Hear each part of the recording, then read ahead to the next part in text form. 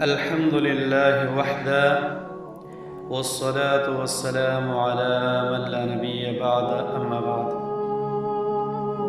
د کوم یو انسان چې بچی نه کېږي یا بچی شته او غواړي چې زما بچی الله رب العالمین ډېر کړي نور هم راله راکړي، نو د هغې دپاره ډېره ناشنا وظیفه، ډېره ناشنا دعا.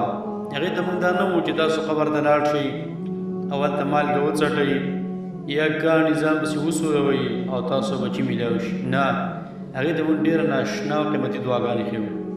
دا دعاګانې چا کړي دي؟ دا پیغمبرانو کړي دي. چا را نقل کړي دی الله تعالی په کوم ځای کې؟ قرآن کریم کې. اول دعا هغه زکریا علیه السلام کړې ده په سورة آل عمران کې.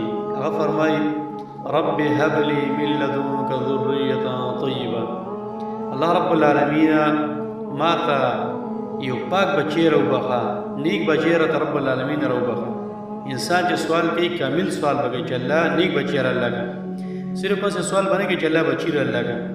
بعضې خلک یې دغو هسې بس دا ډېر کسان یې خوښ شوي چې کور یې اوس یو 20 کسان یې تاویږي را تاویږي، زموږ ملا او زموږ مټ په هغې باندې مضبوط دي او که شپه هم پر ځای کې کوي او په ورځ هم پر ځای کې تېروي، خو بس چې صرف په کور کې کسان یې موږ ته نه. انسان به کامله دعا کوي چې رب العالمینه نیک اولاد موږ ته راکړه چې تا ته د بچي په وجه باندې په دنیا کې مې عزت میلاو شي او په آخرت کې مې عزت میلاو شي.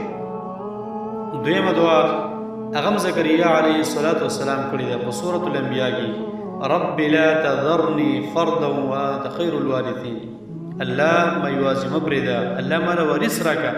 ډېره قیمتي دعا ده، ډېر ناشنا دعا ده، ځکه کړې ده پیغمبرانو د الله رب العالمین دومره خوښه شوې ده. قرآن کریم کې الله رب العالمین را نقل کړې ده او په دې کې مطلب هم دا دی چې تاسو یې وغواړئ تاسو هم الله رب العالمین اولاد درکړي، بچي له درکړي. درېیمه